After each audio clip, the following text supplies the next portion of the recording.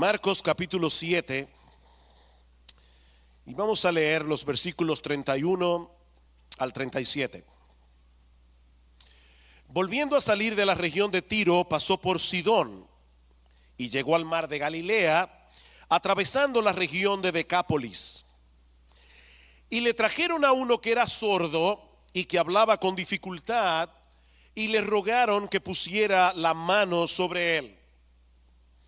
Entonces Jesús, tomándolo aparte de la multitud, a solas, le metió los dedos en los oídos y escupiendo, le tocó la lengua con la saliva. Y levantando los ojos al cielo, suspiró profundamente y le dijo: Efatá, esto es, ábrete. Y al instante se abrieron sus oídos y desapareció el impedimento de su lengua y hablaba con claridad. Y Jesús les ordenó que a nadie se lo dijeran, pero mientras más se lo ordenaba, tanto más ellos lo proclamaban. Y se asombraron en gran manera diciendo, y aquí está el título de mi sermón de hoy: todo lo ha hecho bien. Aún a los sordos hace oír y a los mudos hablar. Para aquellos que nos visitan en esta mañana, déjenme ponerlos en contexto. Desde hace ya varios meses hemos estado estudiando el Evangelio de Marcos. Y este Evangelio es una especie de biografía teológica del Señor Jesucristo. Lo que esto quiere decir es que Marcos no tenía la intención de escribir una historia detallada y cronológica de la vida y ministerio de Jesús, sino que él seleccionó algunos eventos clave con el propósito de presentarlo como el rey que se hace siervo para dar su vida en rescate por muchos. Es por eso que Marcos pasa por alto toda la niñez, toda la juventud del Señor y los primeros meses de su ministerio, y comienza su evangelio enfocando la labor que él llevó a cabo durante todo un año en la región de Galilea, que estaba más al norte del territorio de Israel. Luego de ese ministerio, que duró unos 12 meses en Galilea, el Señor regresó a la región de Judea, Jerusalén y el templo, donde pocos días después iba a dar su vida en la cruz del Calvario. Esa es la parte que veremos cuando lleguemos al capítulo 10 del Evangelio de Marcos. Pero entre su ministerio en Galilea y su partida hacia Judea, Marcos nos dice en el capítulo 7, versículo 24, que el Señor salió por un tiempo del territorio de Israel para internarse en la región de Tiro, donde se encuentra actualmente la nación del Líbano. Es decir, un territorio gentil, no judío. Es en ese contexto que ocurre el encuentro con la mujer sirofenicia que nosotros vimos la semana pasada, y el milagro que veremos en la mañana de hoy, y que por cierto solo se encuentra en el Evangelio de Marcos. Y al igual que hicimos con el mensaje anterior, vamos a dividir esta narrativa en varias escenas. La primera se encuentra en el versículo 31 y es una escena que yo he titulado Un movimiento estratégico. Vean una vez más el versículo 31. Volviendo a salir de la región de Tiro, pasó por Sidón y llegó al mar de Galilea, atravesando la región de Decápolis. Yo no sé cuántos de ustedes saben que nuestras Biblias normalmente traen un juego de mapas al final. No lo busquen ahora. Pero si ustedes buscan en un mapa lo que Marcos está describiendo aquí, se van a dar cuenta que es un largo recorrido. Sidón se encontraba a unos 30 kilómetros más al norte de Tiro, es decir, que el Señor y sus discípulos se internaron todavía más en territorio gentil. Desde Sidón regresan al mar de Galilea. Pero Marcos dice que en vez de penetrar en la tierra de Israel, el Señor decide bordear el mar de Galilea y llegar hasta Decápolis, que era un grupo de ciudades ocupadas mayormente por gentiles, por no judíos, y que llegó a ser un bastión de la cultura greco-romana, justo al lado en la frontera de Israel. Ahora, el versículo 31 se lee muy rápido en nuestra Biblia. Te lleva menos de 5 segundos leerlo. Pero mis hermanos y amigos, yo quiero hacerles conscientes en esta mañana de que estamos hablando de un recorrido de unos 190 kilómetros. Es decir, la distancia que hay entre Santo Domingo y Punta Cana. Recordando que estamos hablando de un recorrido hecho por carreteras poco transitables, teniendo que atravesar en ocasiones por terrenos montañosos. Este es un viaje, el que Marcos describe en el versículo 31, que de ninguna manera pudo haberse hecho en un periodo no menor de 2 o 3 meses de caminata. Y la pregunta es, ¿qué estuvo haciendo el Señor durante todo ese tiempo? Bueno, nosotros no lo sabemos con certeza, pero seguramente Él estaba entrenando a los apóstoles para la labor que ellos iban a llevar a cabo después de su muerte y de su resurrección. Ese periodo en la región de Tiro y de Sidón y luego en Decápolis fue una especie de seminario intensivo para este grupo de hombres que iban a tener sobre sus hombros la extraordinaria labor del establecimiento de la iglesia. Por otra parte, es muy probable que el Señor haya evitado adrede internarse de nuevo en la región de Galilea para evitar un enfrentamiento prematuro con los líderes religiosos de Israel. De hecho, dice en Juan capítulo 4 versículos 1 al 3 que lo que motivó a Jesús a dejar la región de Judea para irse a Galilea fue precisamente evitar esta confrontación antes de tiempo. Y ahora está ocurriendo lo mismo en Galilea. Y mis hermanos, si hay algo claro en la vida del Señor Jesucristo, es que no había en Él un átomo de cobardía. Pero Jesús sabía cuándo era el momento de confrontar y cuándo era el momento de evitar la confrontación, porque toda su vida se movía hacia una meta que había sido trazada de acuerdo a la perfecta voluntad de Dios. Unas semanas más tarde, el Señor iba a dirigirse a Jerusalén para morir en una cruz por nuestros pecados. Pero eso debía ocurrir en el momento preciso, ni un día antes, ni un día después.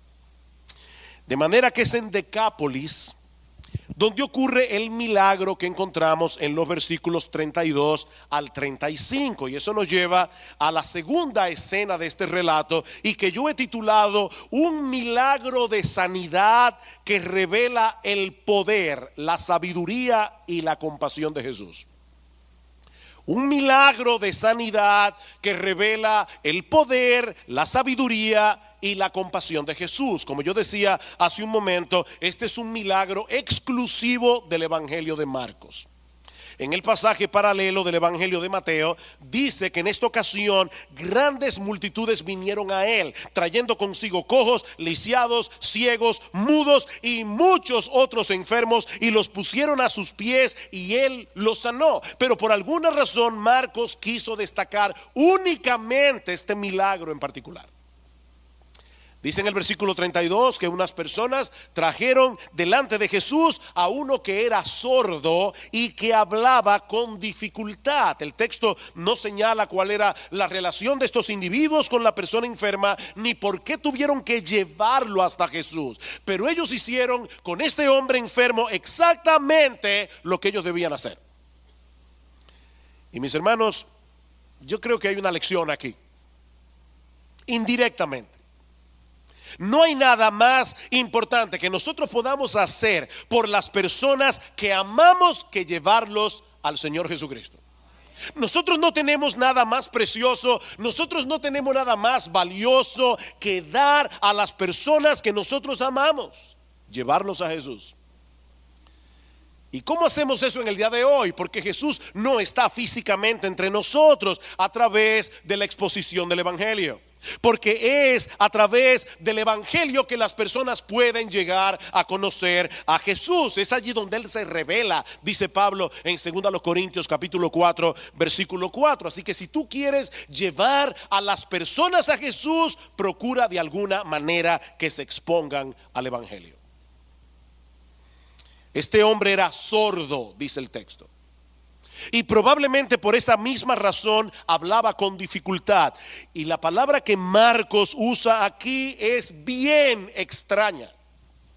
De hecho, esta palabra solo aparece 2 veces en toda la Biblia. En este pasaje de Marcos y en la versión griega de Isaías 35, que veremos en un momento. Y van a ver por qué es importante esta conexión. Porque muchos comentaristas entienden que Marcos usó esta palabra tan extraña por una razón en particular. Pero antes, mis hermanos, yo quiero que ustedes noten de nuevo lo que Jesús hace con este hombre. Primero se lo lleva aparte, dice en el versículo 33. Lejos de la multitud, para poder tratar con él en una forma más íntima, para poder tratar con este hombre en una forma más personal y probablemente para evitar que este individuo fuera expuesto ante la multitud como una especie de espectáculo. Jesús quiere que este hombre sepa que a él le importa, que él no es una cara más entre cientos de caras. Mis hermanos, este hombre estaba acostumbrado a ser marginado. Los judíos veían a los sordos como personas que estaban bajo la maldición de Dios, y entre los gentiles no era mejor. Eran personas burladas, eran personas maltratadas, eran personas marginadas. Pero el Señor le da importancia. El Señor se lo lleva aparte y le dirige a este hombre toda su atención. Y cuando ya están solos, Jesús hace algo bien extraño. Introduce sus dedos en los oídos de este hombre, luego escupe, toca su lengua y levanta los ojos al cielo. Y uno se pregunta, ¿qué es lo que el Señor está haciendo aquí? Miren, mis hermanos, en el Evangelio de Marcos hemos visto una y otra vez a Jesús llevando a cabo milagros extraordinarios sin muchos aspavientos. Es sorprendente la sencillez con la que el Señor hace las cosas. Se despierta de una barca en medio de una horrible tempestad y tranquilamente Jesús le dice al viento y al mar: calla, enmudece, como si fuera la cosa más natural del mundo. Y en un segundo el viento se calma y la agitación del mar desaparece por completo. Jesús no necesita ningún conjuro al estilo Harry Potter. Él no necesita hacer algo raro con las manos para que las cosas ocurran. Él simplemente dice: sánate, y se acabó. Pero con este hombre sordo, su modo de operar es completamente distinto. Y la pregunta es: ¿por qué? Porque él está tratando de comunicarse con él en el único lenguaje que este hombre entiende: el lenguaje de señas. Eso es lo que nuestros hermanos hacen aquí cada domingo. Y mis hermanos, es increíblemente enternecedor ver cómo Jesús está tratando de introducirse en el mundo de este hombre, en ese mundo de silencio, para poder explicarle lo que él está a punto de hacer. Primero introduce sus dedos en sus oídos y luego los retira, probablemente para hacerle saber que él está a punto de quitar el bloqueo que le impide escuchar.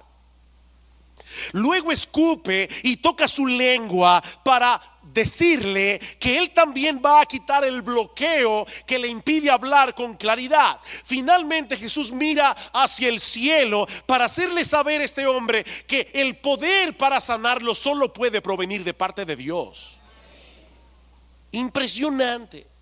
En otras palabras, mis hermanos, Jesús no se está limitando a sanarlo. Jesús está mostrándole su compasión a un nivel mucho más profundo y al mismo tiempo le está dando la información que él necesita para que pueda depositar su fe en Dios. Y en ese sentido, no podemos dejar de ver el contraste tan marcado. Yo tuve que la semana pasada resistir la tentación de no hablar de eso en el mensaje de la mujer sirofenicia, pero es increíble ver el contraste tan marcado entre la forma hasta cierto punto brusca como Jesús trató a la mujer sirofenicia que vimos la semana pasada y la ternura con la que él está tratando ahora a este hombre sordo. Y la pregunta es, ¿cómo podemos explicar esa diferencia? Esta mujer llega y le dice: mi hija está gravemente atormentada por un demonio, y Jesús ni caso le hace. Y los discípulos le dicen: por favor, Señor, hazle caso. Y él dice: no está bien quitar el pan de los hijos y dárselo a los perrillos. Pero a esta mujer, a este hombre, perdón, lo trata de una forma completamente distinta. Y la pregunta es: ¿por qué la diferencia? Muy sencillo. Porque el Señor sabe cómo tratar a cada uno y lo que cada uno necesita en cada momento. Lo que para unos es brusquedad no es otra cosa que un estímulo para la fe. Pero Jesús nos conoce y Él sabe que lo que funciona para unos no es lo mismo que funciona para otros.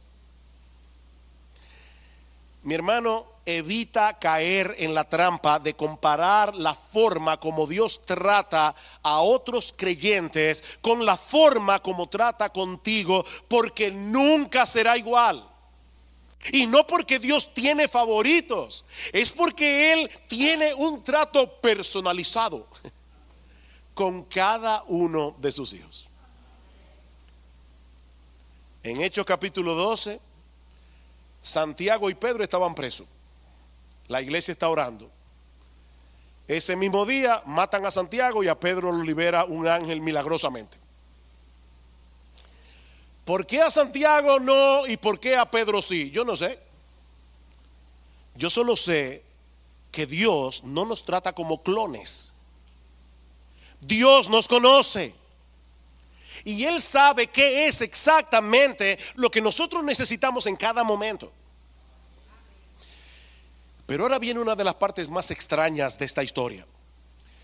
Luego de explicar al sordo lo que él va a hacer, el Señor le dice en lengua aramea: Efatá, que significa ábrete. E inmediatamente sus oídos fueron abiertos y el impedimento del habla desapareció por completo. El texto dice que su lengua se liberó, como es libertado alguien de la esclavitud, de modo que ahora el individuo hablaba claramente. Por primera vez en su vida este hombre puede oír y puede hablar sin dificultad. Impresionante. Pero antes de dar la orden para que este hombre fuera sanado, Marcos nos dice que Jesús suspiró profundamente. Y la idea que expresa esta palabra es la de un gemido que revela una profunda carga emocional. Y uno se pregunta: ¿qué fue lo que produjo ese sentimiento tan intenso de dolor en el Señor? El texto no lo dice. Pero hermanos, es muy probable que Jesús esté revelando aquí la profunda tristeza que le produce ver el daño que el pecado ha provocado en este mundo caído. Ese individuo había sido dañado toda su vida. Y aunque el sordo no pudo escuchar su suspiro, seguramente pudo darse cuenta por la expresión de su cara, el dolor tan intenso que Jesús estaba sintiendo por él. Él le estaba haciendo saber a este hombre sordo que él se identificaba plenamente con su dolor, con su sufrimiento, con el sufrimiento que él había tenido que experimentar toda su vida. Yo quiero que sepas que te entiendo. Yo quiero que sepas que yo me identifico contigo. Yo sé todo lo que tú has tenido que pasar por causa de tu problema, y yo estoy aquí para ayudarte. Miren, mis hermanos, debemos orar al Señor que nos ayude a desarrollar un corazón compasivo como el suyo. Yo me he sentido muy amonestado, honestamente, en estos días, estudiando ese pasaje. Porque nosotros no solemos salir de nuestra zona de comodidad para poder tratar con aquellas personas que casi nadie quiere tratar. Y de paso, debemos dar muchas gracias al Señor por los hermanos de nuestra iglesia que han decidido aprender el lenguaje de señas. Hermanos que trabajan arduamente con aquellos que tienen dificultad para oír, para ver. Damos gracias al Señor por estos hermanos, por la compasión que han mostrado para que otros que están alrededor nuestro puedan escuchar el evangelio. ¿Sabían ustedes que en América Latina, solamente en América Latina, hay unos 15 millones de sordos que necesitan el evangelio, que necesitan oír las buenas nuevas de salvación? Mis hermanos, Jesús no vino al mundo como un sanador profesional. Jesús vino al mundo como un salvador. Un salvador que decidió identificarse plenamente con aquellos que él vino a salvar, al punto de estar dispuesto a pagar un alto precio para salvarlos. Y es aquí precisamente donde entra en juego el texto de Isaías 35 que yo mencioné hace un momento, y que emplea esa misma palabra extraña que usa Marcos aquí para señalar el gran problema que este hombre tenía para poder hablar con claridad. En el capítulo anterior, Isaías 34, el profeta Isaías está anunciando los juicios terribles que vendrían sobre Israel y todas las naciones a su alrededor por causa de sus pecados. Es un capítulo aterrador. Pero entonces llegamos al capítulo 35 y el contraste es impresionante. Isaías comienza diciendo: se alegrarán el desierto y la soledad. Dios había dicho en el capítulo 34: yo voy a convertir a Israel en una morada de chacales. Yo voy a convertir a Israel en un desierto. Y ahora está diciendo en el capítulo 35: yo voy a revertir esa maldición. Se alegrarán el desierto y la soledad, el yermo se gozará y florecerá como la rosa, florecerá profusamente, y también se alegrará y cantará con júbilo. La gloria del Líbano le será dada, la hermosura del Carmelo y de Sarón. Ellos verán la gloria de Jehová, la hermosura del Dios nuestro. Mis hermanos, ¿dónde estaba Jesús unas semanas antes? En el territorio que hoy se conoce como el Líbano. Pero escuchen, Isaías 35:3: fortaleced las manos cansadas, afirmad las rodillas endebles. Decid a los de corazón apocado: esforzaos, no temáis. He aquí que vuestro Dios viene con retribución y con pago.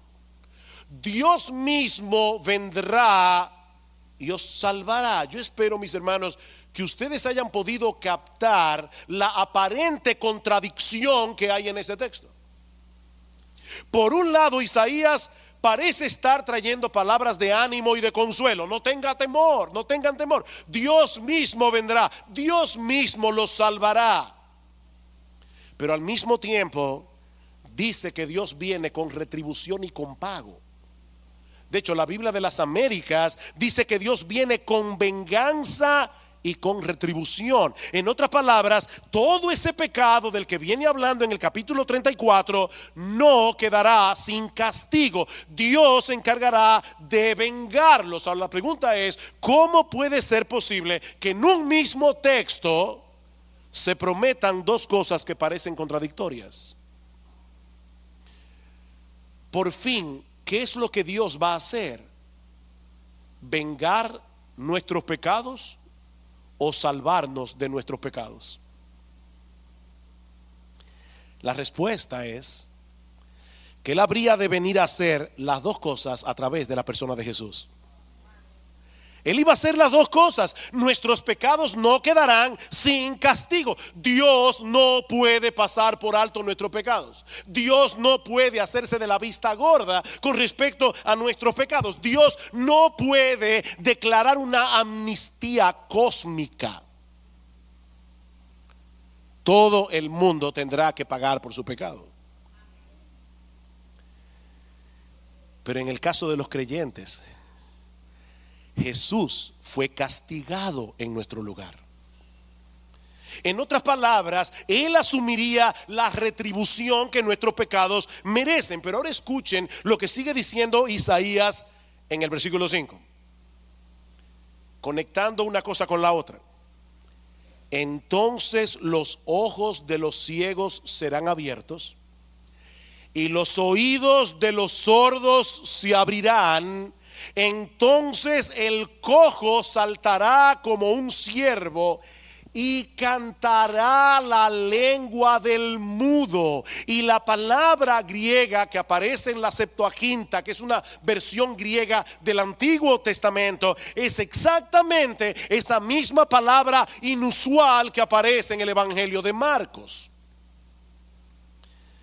De manera, mis hermanos, que esta historia de la sanación del sordo señala a Jesús como el Salvador que fue prometido en Isaías 35 y que viene a salvar a su pueblo de sus pecados, asumiendo nuestra culpa en la cruz del Calvario.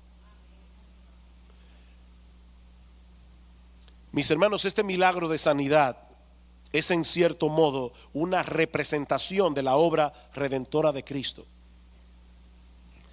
Él vino a abrir nuestros oídos que antes estaban cerrados al Evangelio. Él vino a soltar nuestras lenguas para que podamos alabar a nuestro Dios, para que podamos proclamar a otros el mensaje de salvación. Este hombre no tuvo que someterse a ningún tipo de terapia para aprender a hablar. Años sin hablar, hablando con dificultad. Cristo le suelta la lengua y él comienza a hablar claramente. El milagro de Jesús fue instantáneo, el milagro de Jesús fue completo. Las palabras que salieron de los labios de Jesús fueron suficientes para que el sordo pudiera oír y para que este hombre pudiera hablar. Pero ahora viene una parte completamente inesperada en esta historia. Una escena que yo he titulado Una extraña y sorprendente petición. Versículo 36. Y Jesús les ordenó que a nadie se lo dijeran.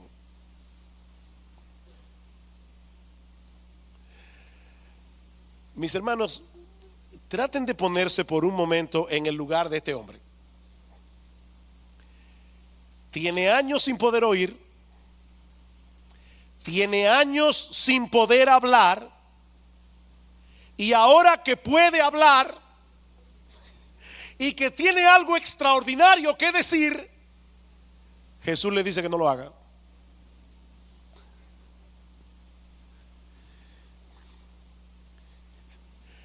De verdad, hermanos, esto es raro. ¿Cómo es posible? ¿Cómo es posible que Jesús le pidiera a este hombre que no hablara ahora que podía hablar con claridad? Los que han seguido desde el principio esta serie de mensajes tal vez se hayan dado cuenta que esa no es la primera vez que aparece un mandamiento como este en el Evangelio de Marcos. En Marcos capítulo 1 versículo 44, Jesús sana a un leproso y lo primero que Jesús le dice es: no le digas nada a nadie. Lo mismo vemos en Marcos 3:12, en Marcos 5:43, en Marcos 8:26. Mis hermanos, ¿por qué esta insistencia en que no dijeran a nadie lo que él hacía? Porque si lo hacían, la historia que iban a contar acerca de Jesús era una historia incompleta. Ellos podían hablar de los milagros de Jesús, pero ellos no tenían la menor idea de lo que Él realmente había venido a hacer. Dentro de unas semanas nosotros vamos a estudiar, si el Señor lo permite, Marcos capítulo 8 versículo 29, cuando el apóstol Pedro, estando en Cesarea de Filipo y en representación de todos los apóstoles, cuando Cristo pregunta: ¿quién dicen ustedes que soy yo?, Pedro le responde: tú eres el Cristo, el Hijo del Dios viviente. ¿Recuerdan eso? Dice en el versículo 30 que el Señor les advirtió severamente que no hablaran de Él a nadie, para entonces añadir la otra parte de la historia en el versículo 31. Comenzó a enseñarles que el Hijo del Hombre debía padecer muchas cosas y ser rechazado por los ancianos, los principales sacerdotes y los escribas, y ser muerto, y después de 3 días resucitar. Hasta que eso ocurriera, al mensaje acerca de Jesús le faltaba la parte más importante. Mira, mi amigo, no es suficiente con que tú admires al Señor como un gran maestro de la palabra o como un hacedor de milagros. Porque Jesús no vino al mundo meramente para enseñar o meramente para sanar enfermedades. Jesús vino al mundo a morir en una cruz en lugar de pecadores, para luego resucitar al tercer día y demostrar así que Él era quien decía ser, y que el Padre había aceptado como buena y válida la obra redentora que Él había venido a hacer. Estos hombres en Decápolis, incluyendo al sordo que fue sanado, debieron tomar en serio el mandamiento de Jesús y no decirle nada a nadie de lo que había ocurrido, porque era imposible que la gente tuviera una idea correcta de la verdadera identidad de Jesús hasta después de su muerte y de su resurrección. Y podemos entender el entusiasmo de estos hombres, e incluso hasta cierto punto identificarnos con la desobediencia de ellos. De hecho, estaba pensando que probablemente si yo hubiera estado ahí, tal vez habría hecho exactamente lo mismo que ellos hicieron, pero sigue siendo desobediencia. Sigue siendo desobediencia. Mi hermano, escúchame esto. No importa si tú entiendes o no lo que Jesús te está mandando a hacer, hazlo así. Hazlo así. Él es que sabe. Él es que sabe. Ese no era el momento para publicar lo que Él había hecho.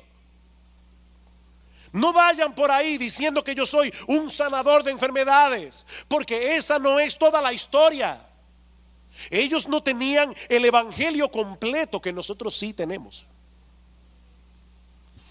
El evangelio completo que ahora debemos proclamar a todo el mundo en todo lugar.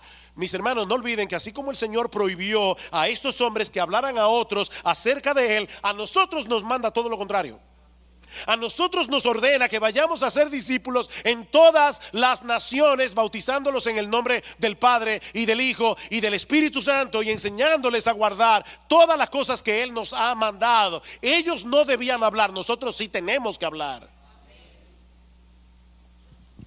Nosotros tenemos el mensaje completo del evangelio, y ese mensaje debe ser proclamado para que los pecadores puedan llegar a conocer a Jesús. Pablo dice en 1 Corintios capítulo 1 versículo 21: agradó a Dios salvar a los creyentes por la locura de la predicación. Nadie podrá ser salvo a menos que escuche el mensaje del evangelio, y nadie escuchará a menos que alguien le predique.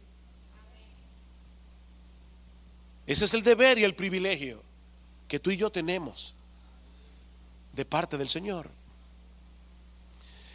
Pero hay una escena más en este pasaje que veremos mucho más brevemente, pero que es el corazón de este mensaje.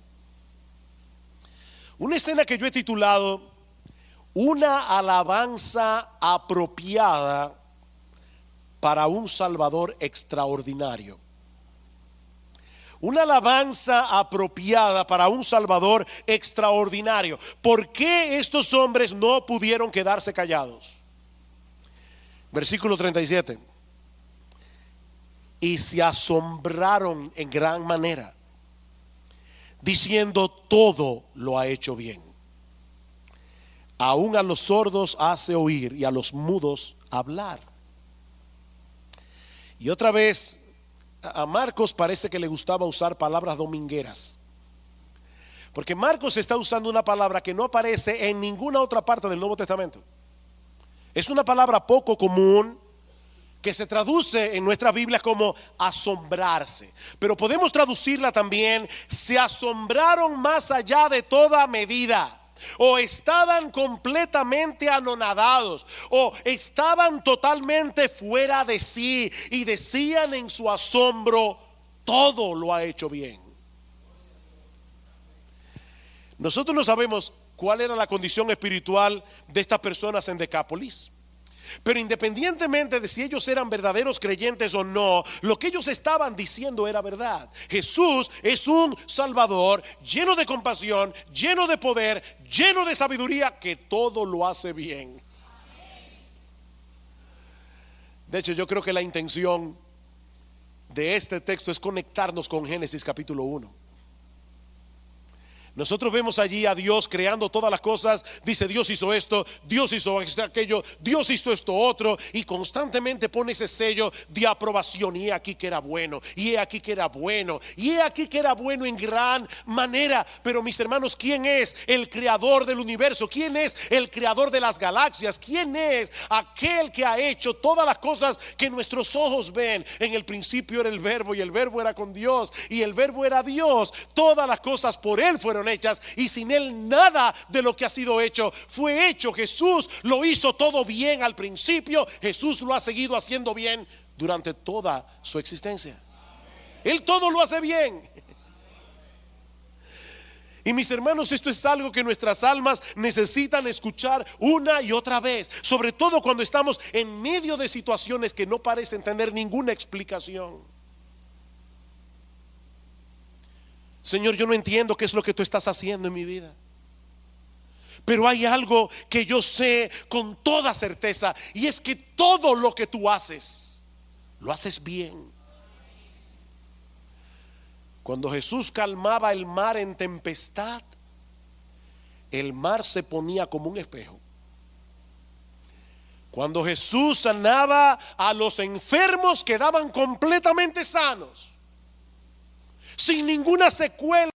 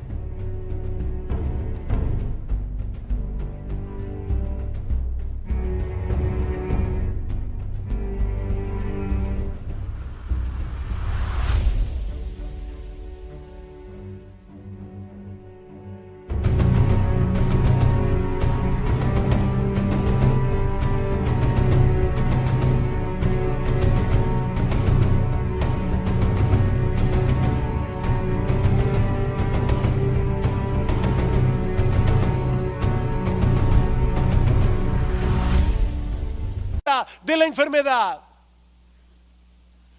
Y cuando dio su vida en la cruz del Calvario, Él compró para nosotros una salvación perfecta que disfrutaremos algún día en su presencia por los siglos de los siglos. Jesús nunca ha hecho ni hará ninguna cosa a medias. Jesús nunca ha hecho ni hará ninguna obra mediocre. Mis hermanos, todo lo que Él hace, lo hace bien, incluyendo el gobierno providencial de nuestras vidas. Eso no depende de lo que nosotros seamos capaces de entender. Eso depende de su sabiduría, de su poder y de su compasión. A mediados del año 2000, uno de los más grandes predicadores del siglo XX, James Montgomery Boyce, fue diagnosticado con un cáncer terminal. Un hombre que ha sido usado y sigue siendo usado por Dios a través de sus libros en una forma extraordinaria. 6 semanas después del diagnóstico murió. Fue rapidísimo. El doctor R.C. Sproul, que era su amigo, cuenta que la noticia de su enfermedad fue muy dura de aceptar para las personas que eran cercanas a Boyce. Pero dice que James Montgomery Boyce, cuando lo iban a ver, les decía: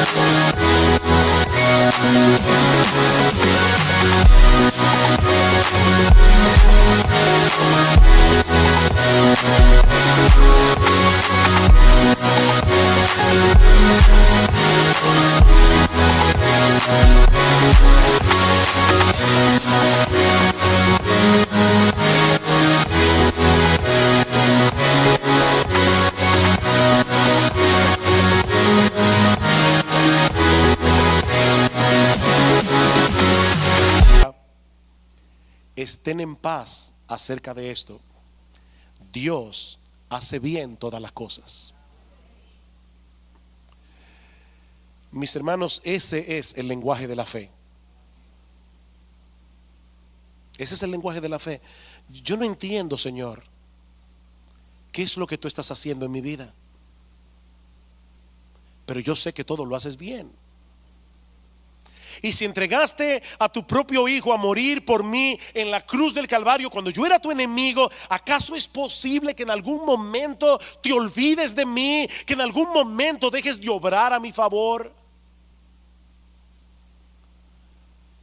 Mi hermano, recuerda, sobre todo cuando estés en medio de circunstancias muy confusas, que Él tiene información que tú no tienes, que Él puede hacer lo que tú no puedes hacer, y que Él te ama lo suficiente como para hacer no lo que tú quieres, sino lo que necesitas.